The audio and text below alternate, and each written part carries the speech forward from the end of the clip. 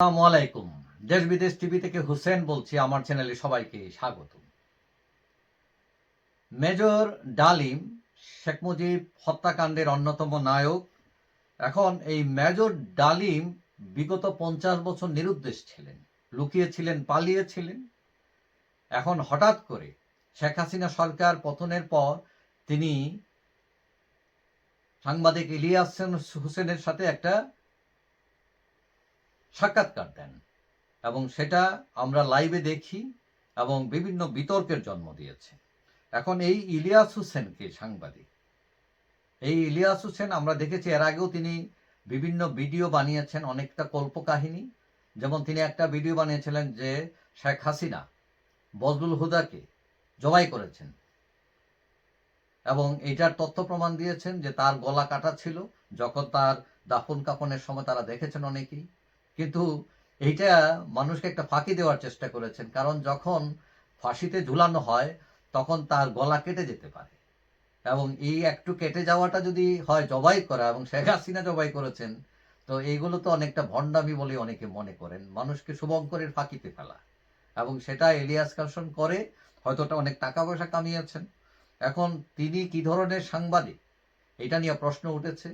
এবং গতকাল বুধবার দেখলাম জনৈক চুন্নু মিয়া ইলিয়াস হোসেন নিয়ে একটা স্ট্যাটাস দিয়েছেন, তার কুকীর্তির কথা লিখেছেন। এখন ইলিয়াস হোসেন সম্পর্কে জানতে আমরা দেখি তিনি কি লিখলেন। এখন তিনি লিখেছেন, ঘেটুপুত্র গঙ্গদের মেজ পুত্রের নাম ঘেটুপুত্র মোহাম্মদ ইলিয়াস হোসেন।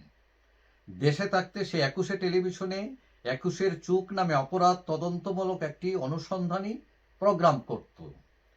অপরাধীর কাছ থেকে ব্ল্যাকমেইল করে টাকা খাওয়ার অপরাধে 21 টেলিভিশনের প্রতিষ্ঠাতা সাইমন ড্রিং তাকে 21 টিভি থেকে বরখাস্ত করেন। তারপর সাইমনের বাসায় হুইস্কি নিয়ে গিয়ে ক্ষমা চেয়ে আবার চাকরি ফেরত পান। অর্থাৎ তিনি মদ দিয়ে আবার তার চাকরি নিছেন, মদ খাওয়াইয়া খুশি করে। কিন্তু 21 চুক থেকে বাদ দেওয়া হয় ইলিয়াসকে। তিনি চাকরি পাইছেন ঠিক 21 টেলিভিশনে, কিন্তু ওই প্রোগ্রাম থেকে তাকে বাদ দেওয়া হয়। কিছুদিন পর সে আবার 21 চুক অনুষ্ঠানটি ফিরে পাবার জন্য কাকুতি মিনতি করে 21 টিভির সিও আব্দুস সালামের কাছে যায় এবং আব্দুস সালাম তাতে রাজি হন না। পরে নিজের 8 মাস পূর্বে বিয়ে করা বউকে কয়েকদিনের জন্য উপহার দেয় আব্দুস সালামকে। আব্দুস সালাম ইলিয়াসকে ফিরিয়ে দেয় তার 21 চুক প্রোগ্রামটি। লজ্জায়, ঘৃণায়, অপমানে ইলিয়াসের বউ আত্মহত্যা করতে গিয়েও বেঁচে যান। তারপর ডিভোর্স লেটার পাঠিয়ে দেন ইলিয়াসকে। তারপর অনেক কুকর্মের জন্য তো দেশে অ্যারেস্ট হয়, পরে পালিয়ে যায় আমেরিকায়। যে শুধু একটি অনুষ্ঠান ফিরে পাবার জন্য নিজের বউকে বসের কাছে পাঠায়, সে তো একজন মিনহাজকে ভুয়া মেজর ডালিম বানিয়ে ইউটিউব ট্রেডিংয়ে শীর্ষস্থান দখল করে কয়েক হাজার ডলার আর জামাতের কাছ থেকে কোটি কোটি টাকা কামাইতেই পারে। তারপর তিনি আরো লিখেছেন, ভুয়া মেজর ডালিম সেটাই বলেছে জামাত তাকে দিয়ে যেটা বলাতে চেয়েছে। আসল মেজর ডালিমের বর্তমান বয়স 79 বছর।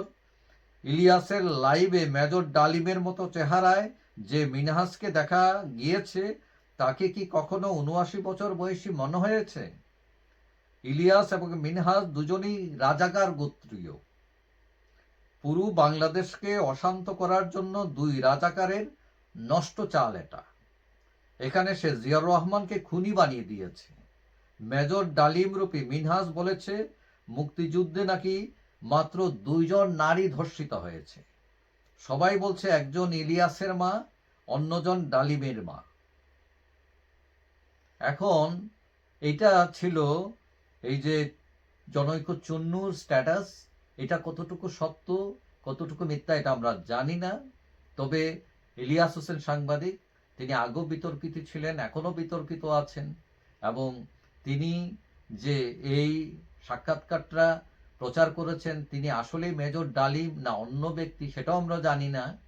তবে তিনি একজন, যদি তিনি মেজর ডালিম হয়েই থাকেন, মনে করলাম মেজর ডালিম, কিন্তু একজন খুনিকে তিনি যেভাবে বীর হিসেবে উপস্থাপন করেছেন, তাতে তিনি নিজেকে খুব একটা ভালো পরিচয়ে প্রতিষ্ঠিত করেছেন বলে আমি মনে করি না।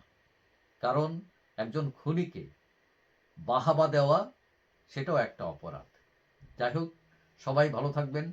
আশা করি দেখা হবে অন্য কোনো ভিডিওতে ইনশাআল্লাহ। আল্লাহ হাফেজ।